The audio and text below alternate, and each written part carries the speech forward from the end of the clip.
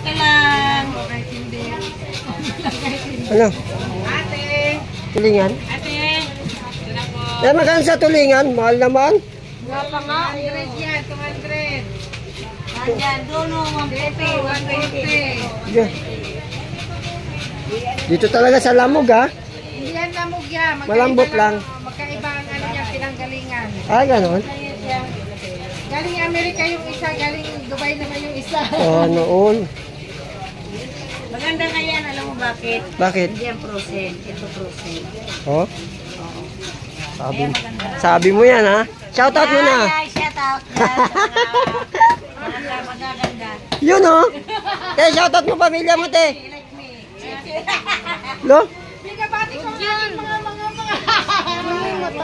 Mga ano, te? Batay mo na. Yun na yun. Ano pamilya, te? Anong apelyido, te? Hayaan mo na yung mga pilyedo. Uwi ka na? Okay na to? Pakitingin mo yan, te. Ang mahal. 80 to, 80. 80? O, sige, pakihiwa ng 10, ano? 20 kewa.